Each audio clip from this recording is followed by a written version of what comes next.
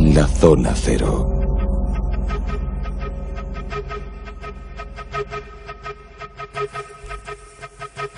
Nos situamos en Oriente Medio, en una zona de cuevas, de montañas, y allí localizamos y encontramos un grupo de asesinos. Y al frente de ellos, el viejo de la montaña. No es Al Qaeda y no es Bin Laden, pero bueno, bien podrían serlo. Hay algunos que relacionan ambos fenómenos, aunque en el tiempo medien varios siglos.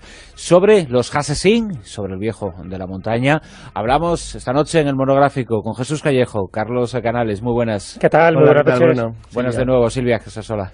Aquí estamos. Bueno, yo creo que hay bastantes vasitos, no sé qué habéis traído, que lo del viejo de la montaña, hay algún narcótico por ahí, no sé, ¿eh? Eso, ¿qué va a pasar aquí? Que prefiere el veneno, yo uso el puñal. Sí, pero la puñalada trapera, que coste.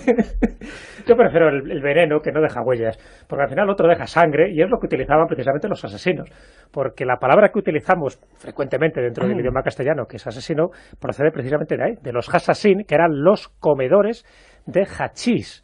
¿Y por qué? Bueno, pues cuando se habla del viejo de la montaña es cierto que hay muchos tópicos, como todo en la vida, ¿no? Estamos hablando de un personaje del siglo XII, por lo tanto ha llovido muchísimo desde entonces y se la ha relacionado incluso con los templarios, porque también por entonces hubo incluso relaciones más que amistosas entre unos y otros, y eso que aparentemente eran enemigos. Pero es curioso porque era una orden muy jerarquizada, el gran maestre era Hassan Sabat, el viejo de la montaña, que era un cargo honorífico, un poco como el pirata Roberts, ¿verdad? Porque cada vez que moría siempre había un Hassan y el viejo de la montaña, tuviera la edad que tuviera, daba igual, como todos tenían barbas y parecían bastante longevos.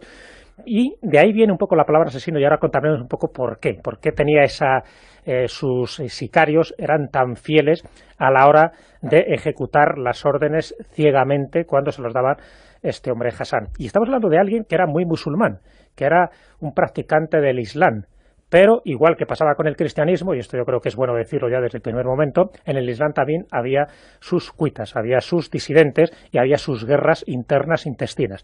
Está la parte mayoritaria, que son los sunitas, y luego están los chiitas, que es una parte minoritaria del Islam. Y dentro de los chiitas estaban los ismailitas. Bueno, pues de los ismailitas vamos a hablar, y uno de los principales representantes es Hassan Sabat, el viejo de la montaña.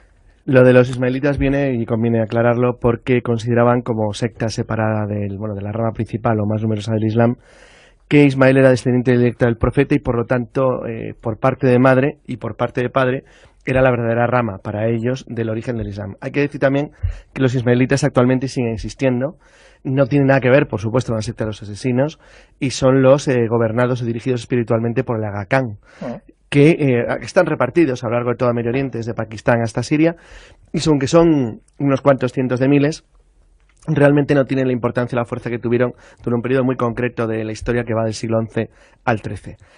¿Cómo llegó la historia de los asesinos o de la secta de los Hassassin a Europa? Es sorprendente porque tiene como protagonista principal a uno de los grandes viajeros y grandes mentirosos de todos los tiempos, que fue Marco Polo. Entonces, Marco Polo, en uno de sus Marco Polo cuenta una historia en la que habla del viejo de la montaña, y hace lo que hace siempre. Marco Polo adornaba las historias suyas con un montón de leyendas y mitos, pero tenía una enorme fuerza evocadora, era muy bonito, porque contaba una historia realmente llamativa. Así que vamos a contar primero la historia tradicional que llegó a Europa de la secta de los asesinos, y luego contamos la verdad, que se parece en algunas cosas, pero no en todas. Dice Marco Polo que el viejo de la montaña vivía en una fortaleza llamada Alamut, todo eso es cierto, que esa fortaleza estaba en un paraje de belleza paradisíaca, en que secuestraba a chicos jóvenes o a niños, y solo les llevaba a las montañas, a su castillo. Allí los hacía vivir en un verdadero vergel, en un mundo de naturaleza preciosa, lleno de fuentes, bosques, cascadas, praderas, donde podían gozar de todos los placeres de la vida, incluyendo un potorrón de tías buenas que les habían puesto por allí para que retozaran a gusto. Unas uríes guapas. Claro, ¿no? ahí está, Poniéndose hasta las orejas de hachís. Claro, y como encima estaban drogados, y esto es muy importante, ellos tenían la sensación de que estaban en el paraíso, cosa que en parte era cierta. Es decir, claro, lo que pasa es que luego descubrían que todo ese paraíso tenía un pequeño truco. El truco es que debían una obediencia ciega a partir de entonces al viejo de la montaña, que entre otras cosas los había convertido en drogodependientes de hachís.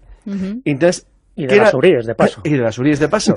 ¿Y qué era lo que les ordenaba? Pues lo que les ordenaba era a lo que se dedicaba principalmente el viejo de la montaña, que era al asesinato selectivo de los líderes que amenazaban su poder en la zona norte de lo que hoy es Irán, para que los oyentes se puedan aclarar dónde estaba Alamut. Alamut estaba junto a los montes Elbruz, no confundir con el Elbrus del Cáucaso, más al sur, cerca de la frontera actual entre Irán y Azerbaiyán, o sea, en la zona de persas azeríes. De hecho, el origen de la secta es persa. Es persa y, como es bien conocido, los persas, a diferencia de la rama principal del Islam árabe, que son suníes, los persas, que son indoeuropeos, que no son árabes, son mayoritariamente chiíes. Y se supone, perdón, que el viejo de la montaña, el hachís que utilizaba era diferente. Ya en esa época las personas que habitaban allí lo tomaban o tenían conocimiento de él, o tenía una variedad distinta para que... No era habitual tomarlo. Ten en cuenta que estamos hablando de personas creyentes, de personas que practicaban la religión. Por lo tanto, los súbditos, aquellas personas que quedaban subjugados por la personalidad de este hombre, porque tenía un gran carisma, ¿no? Hassan Sabat, pues utilizaba el hasín, es decir, el cáñamo, precisamente para conseguir sus fines, es decir, crear un estado alterado de conciencia. Se le metían una especie de vergel y a partir de ahí, pues todo eran placeres de la carne, en fin, bebida, comida, todo tipo, precisamente para eso, para generar un poco el efecto de que esa persona estaba en el paraíso, y una vez que salía de allí, una vez que era depositada a los pies de Hassan Sabat, se le decía, bueno, has tenido la suerte, el privilegio de haber contemplado durante unos días el paraíso.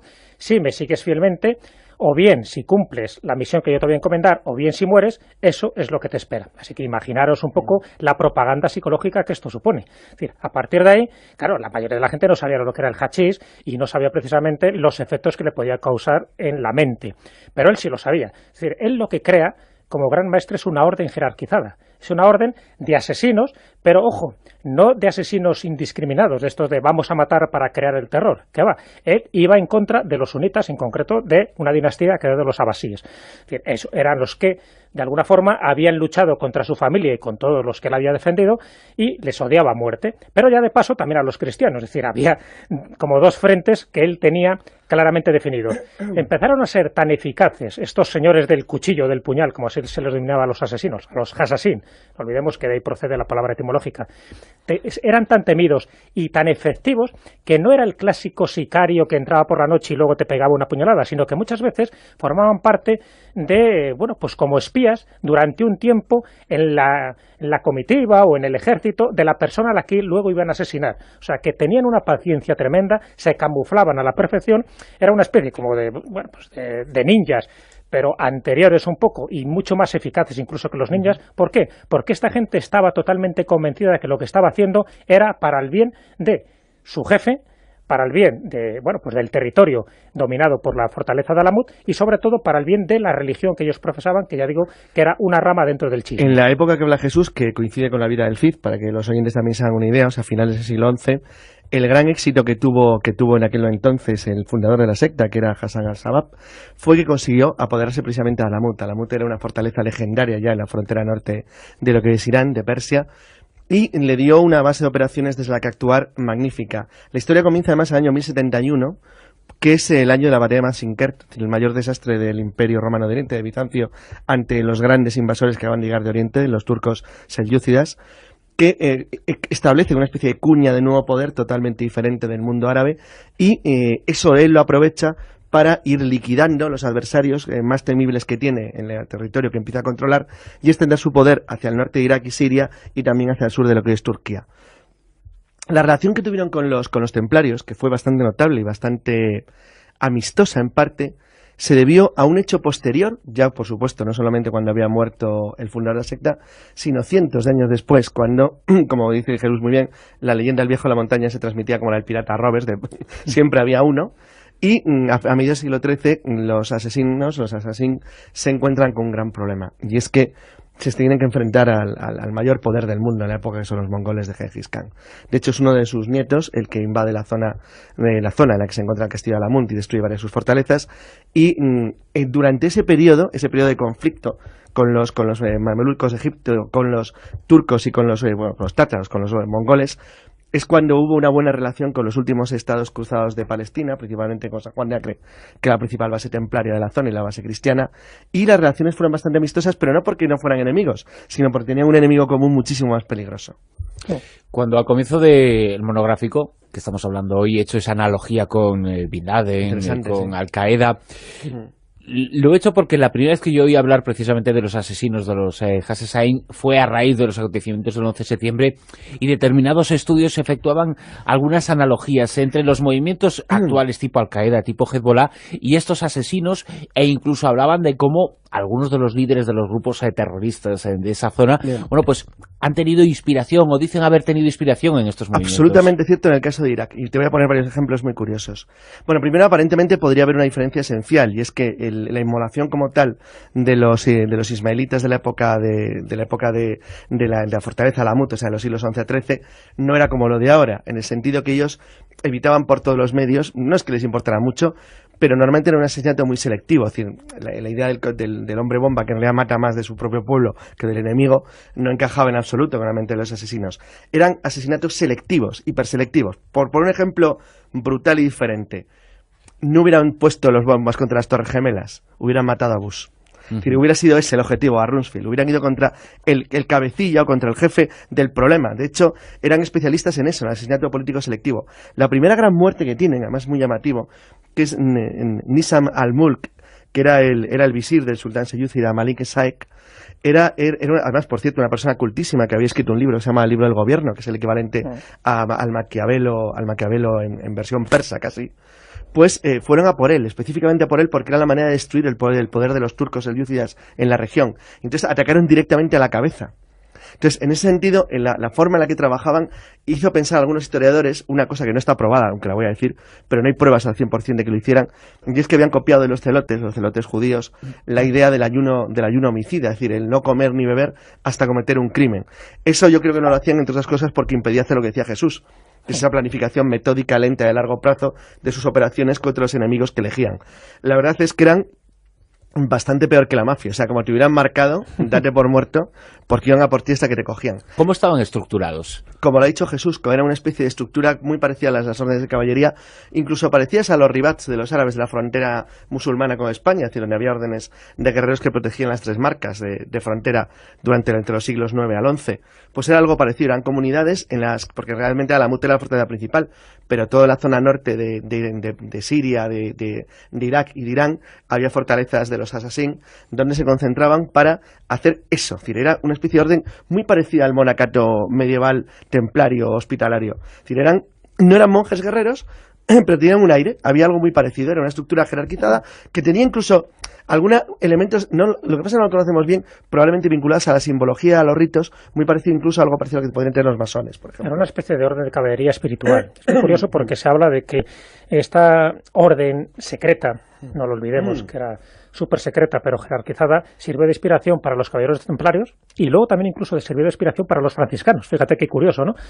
Pero un poco en lo que es la organización, evidentemente no en los fines que se pretendían, pero les parecía tan eficaz esa jerarquía donde se iba delegando, ¿no?, como una especie de cadena de mando, era tan eficaz, y a la vista están los resultados que dieron, que, y como es anterior cronológicamente a la creación de los templarios, parece ser que los templarios, cuando se fundan como orden como tal en el año 1118, se basan un poco en esta estructura jerarquizada. Ya digo que dicen que también la orden de los franciscanos se basarían en lo mismo. Lo sorprendente de esta gente era que ellos tenían un concepto religioso muy heterodoxo, muy esotérico, se podría decir, y me explico. Es decir, ellos pensaban que se podía conseguir el conocimiento, la experiencia de Alá, de Dios, a través de la razón universal y no pensaban que fuera solo a través del conocimiento que te transmitía el Corán. Por lo tanto, no se les podría calificar de fundamentalistas. No, no eran chiitas, y dentro de los chiitas hay como 4 grupos distintos de los chiitas, bueno, pues los ismaelitas, o los nazaríes, como también se les llamaba, en fin, los ismaelitas, que es el nombre que reciben en Egipto, todos ellos propugnaban lo mismo, es decir, no eran fanáticos religiosos, sino que era una línea religiosa que actualmente se sigue extendiendo dentro del Islam, ¿no?, para que es minoritaria, ¿no? Entonces ellos tenían un concepto de esa jerarquía espiritual, una caballería que era, pues, un poco sí, mitad monjes, mitad guerreros, que lo que hacían era para el bien, precisamente, de las ideas religiosas que ellos tenían. Es decir, no pensaban que el Corán fuera la ley absoluta para ellos, sino que ellos pensaban que se podía llegar al conocimiento de Alá a través de otros medios, cosa que a los sunitas pues les caía muy mal, ¿no?, esta concepción religiosa. Y luego ellos lo que sí tenían era eso, un claro carácter de aquellos que eran malos, los que había que perseguir, los que había que asesinar, ¿no? El caso del visir que acaba de comentar Carlos, y fijaros que otro de los objetivos que ellos ponen en su punto de mira era Saladino, ni más ni menos que el gran Saladino. De hecho, se sabe que por lo menos hubo 2 atentados contra Saladino. Ninguno de los 2, evidentemente, consiguió sus objetivos. Pero uno de ellos, es decir, cuando él está a punto de atacar la fortaleza de Alamut, y aquí cuento un poco el por qué eran tan temidos y tan reverenciados, pues los adeptos a la orden de los asesinos, era que cuando quieren asesinar a Aladino, cuando hay un cerco, ¿no? Hay todo un sitio montado para conquistar por fin esta fortaleza, que sabían que era el epicentro y el punto fuerte de los Assassin. Bueno, pues uno de estos asesinos entra en su campamento de noche, llega hasta su alcoba.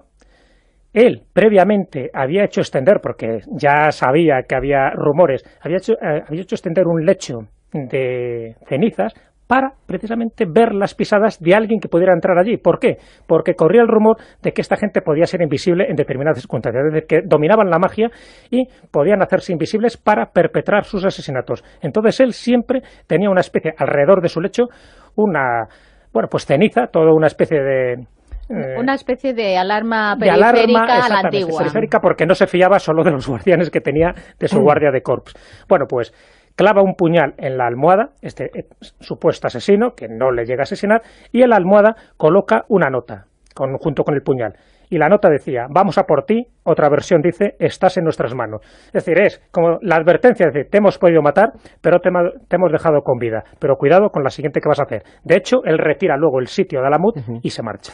Y dicen, que incluso hay una leyenda, ¿no?, que dicen que a partir de entonces Saladino que no se fiaba que entrara ningún extraño y que estuviese muy cerca de él. O sea, que está ahí. Claro, él ya tenía una verdadera psicosis. Pero tenía psicosis por este personaje porque sabía lo que era capaz de hacer. Y cuidado, cuando... estamos hablando de esta época histórica, Saladino no llegó a conocer al auténtico viejo de la montaña, es decir, está conociendo a uno de los sucesores, claro, pero que formaban parte del mismo ritual y tenía las mismas actitudes sanguinarias que su fundador. De hecho, después de la muerte de Saladino, el viejo de la montaña, es decir, los asesinos se mantuvieron solamente medio siglo, 50 años. Porque, hasta 1256. Claro, en 1256, cuando se rinde el último de los asesinos, se rinde a Hülegui, que era uno de los nietos de Gengis Khan y hermano del que entonces era Gran Khan. Por cierto, que el Khan incumplió su palabra y asesinó luego al jefe de la montaña, al viejo de la montaña y a toda su familia. Pero bueno, era la tradición mongola, tampoco era tan extraño. Pero la tradición de los Assassin continúa de alguna forma, aunque hubo un punto final en su historia. Sí, siguió. Al igual que hemos hablado de otras órdenes, ¿no? Por ejemplo, los templarios tienen su final, pero sabemos que, o hay sospechas de que esas tradiciones siguieron de algún modo. A través de otros grupos, de otras sectas, se mantuvieron. La creencia se mantuvo. Los ismaelitas, como hemos contado ya varias veces, siguen existiendo con fines muy diferentes. Lo otro se mantuvieron como se mantienen todos los mitos, como ocurrió con los ninjas en Japón o como ocurrió, como tú bien has dicho, con los templarios en Europa occidental. Es la idea, la leyenda de que algo tuvo que quedar. ¿Que es posible algo que quedara? Sí, es cierto, sobre todo porque se mezclaron las historias de los Assassin como leyenda y recuerdo en gran parte con el nacionalismo persa a partir del siglo XIX. Por cierto, hay que tener en cuenta que el conocimiento en Europa de los asesinos es muy reciente y cumple este año 200 años. Porque se debe a un investigador arabista, Silvestre Sassy, que en 1809, como he dicho ahora hace 2 siglos, publicó un tratado en el cual él demostraba, filológicamente, que la palabra asesino de los idiomas occidentales, del inglés, del español, del italiano y del francés, derivaba de esta palabra que era entre Europa a los cruzados. Luego ya Bernard Lewis, en un libro que se llamaba Los Arabistas, era un gran arabista, pues ya confirmó y demostró que eso era cierto, y la publicación de una obra de un austríaco, Joseph von Hammer, que se llamaba Historia de los asesinos en 1818, bueno, pues hizo conocer a Europa occidental cuál era la verdadera historia de este extrañísimo grupo de sicarios del viejo de la montaña, que eran conocidos solamente por las leyendas y las tradiciones. ¿Cómo vivían ellos? ¿Cómo era su día a día? ¿Vivían apartados? ¿Vivían escondidos del resto del mundo? No, lo curioso es que no, pero vivían vamos a ver, vivían separados y ocultos de sus enemigos, como todas las sectas, Claro, como todos claro. los grupos. Pero respecto a No, sus era propias una sociedades. estructura feudal en la cual el señor de la montaña, el viejo de la montaña y sus grupos gobernaban una población que se dedicándose obviamente a lo que hacía, al pastoreo, a la ganadería, que es de lo que ellos vivían, eran como un ejército parásito, pero en ese sentido no se diferenciaban mucho de los turcos. O sea, eran un poco durmientes hasta que se ponían en marcha para Claro, una misión. había de todo, había como ha dicho Jesús, que era una estructura muy organizada, había de todo, desde los que tenían obviamente que proteger una fortaleza hasta los que tenían como misión asesinar a un visir enemigo o al jefe de un castillo. Además, había hasta 10 fortalezas, por lo tanto Sí, era una población grande. bastante numerosa. No solo era una fortaleza, sino que toda una población un poco repartida en un territorio que ahora mismo estaría entre el Líbano e Irán, que es donde tenían pues un poco su cuartel general. De hecho, Balduino II, uno de los reyes del reino de Jerusalén, los protegió durante un tiempo, intentó ayudarlos precisamente porque le venían bien como contrapeso a los mamelucos de Egipto y a los musulmanes que rodeaban y asfixiaban los pequeños estados cruzados. Se cargaron a uno de los reyes de Jerusalén, Sí. a Conrado de A Conrado. Montferrato en 1192. O sea que daban a diestro y siniestro, tanto a los suyos como a los cristianos, ¿no? Por eso eran muy temidos, porque no mataban a un atlátere cualquiera, a un mercachifle, sino que iban directamente a la cabeza. Y así Saladino se salvó de milagro. Descubrieron algo muy interesante que luego volvió, por ejemplo, Europa Occidental tuvo una enorme importancia en el siglo XIX, que es la búsqueda del asesinato de los líderes políticos, del líder, ir siempre contra el responsable y olvidarte del pueblo, porque sabían que hacían un daño tremendo y desorganizaban la estructura. Casi son los inventores del magnicidio, en cierto modo. Sí, en cierto modo, el magnicidio como arte político, como arte, o sea, literal. El magnicidio ha existido siempre. Pero es que en el caso del asesino es que era el objetivo. El objetivo era descabezar a sus enemigos a cualquier nivel que buscaran. Podía ser desde el alcaide o el jefe de un castillo hasta el soberano de un reino. Iban a por él. No, pero es que yo lo que he estado documentando un poco, que eran perseverantes, ¿no? Que lo que hacían era, primero se suponía que decían de excusa que iban a por los corruptos, que a los buenos gobernantes no les hacían nada. Y luego pues se iban infiltrando esos asesinos y cuando no conseguían hacer la misión, pues si había desaparecido o le mataban, volvían a enviar a otros asesinos infiltrados hasta que conseguían al final ese fin, que era matar al que habían elegido ellos. Por eso eran temibles. En el momento que fijaban un objetivo, antes planificaban bien la operación, el tiempo para ellos no existía, es decir, si esa persona no conseguía su objetivo, iba a otro. Pero al final acababan matando al personaje que ellos querían. De hecho, Raimundo de Trípoli es otro de los que mueren en 1152 y era una de las personas que estaba de lo más protegida y de lo más salvaguardada. Y ahora han sido protagonistas de varios libros, ¿no? Creo, Hay también. varias novelas, además. Novelas. Les pintan como malos y como buenos, depende de qué novela leamos. Quiero leer, sí. Los Hassesin, los asesinos, protagonistas esta noche, con el viejo de la montaña al frente de ellos, por supuesto, en los monográficos. Jesús, Carlos, muchas gracias. Pues nos vamos con el alfanje, que creo que nos llaman en otra misión. Si habéis os afeitáis la barba, que ya se van notando. Bueno, porque ya no seremos el viejo de la montaña.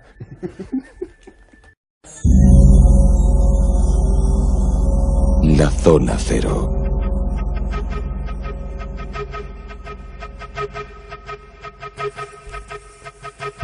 Nos situamos en Oriente Medio, en una zona de cuevas, de montañas, y allí localizamos y encontramos un grupo de asesinos.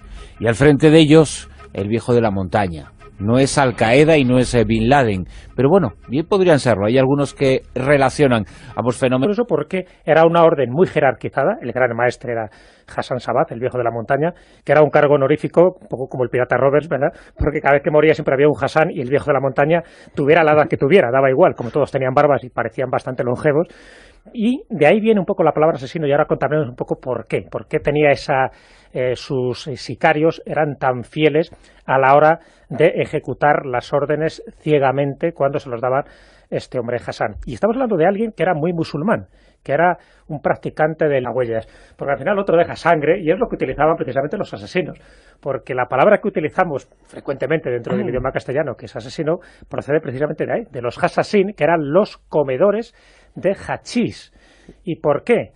Bueno, pues cuando se habla del viejo de la montaña es cierto que hay muchos tópicos, como todo en la vida, ¿no? Estamos hablando de un personaje del siglo XII, por lo tanto ha llovido muchísimo desde entonces y se la ha relacionado incluso con los templarios, porque también por entonces hubo incluso relaciones más que amistosas entre unos y otros, y eso que aparentemente eran enemigos. Pero menos aunque en el tiempo medía en varios siglos. Sobre los Hassesin, sobre el viejo de la montaña, hablamos esta noche en el monográfico con Jesús Callejo, Carlos Canales. Muy buenas. ¿Qué tal? Muy buenas noches. Bueno, buenas de nuevo, Silvia Casasola. Aquí estamos. Bueno, yo creo que hay bastantes vasitos, no sé qué habéis traído. Que lo del viejo de la montaña y algún narcótico por ahí, no sé, ¿eh? Eso, ¿Qué va a Jesús, pasar aquí? que prefiere el veneno, yo uso el puñal. Sí, pero la puñalada trapera, que conste. Yo prefiero el veneno que no deja Islam. Pero, igual que pasaba con el cristianismo, y esto yo creo que es bueno decirlo ya desde el primer momento, en el Islam también había sus cuitas, había sus disidentes y había sus guerras internas intestinas. Está la parte mayoritaria, que son los sunitas, y luego están los chiitas, que es una parte minoritaria del Islam. Y dentro de los chiitas estaban los ismailitas. Bueno, pues de los ismailitas vamos a hablar, y uno de los principales representantes es Hassan Sabat, el viejo de la montaña. Lo de los ismailitas viene, y conviene aclararlo, porque consideraban como secta separada de la rama principal o más numerosa del Islam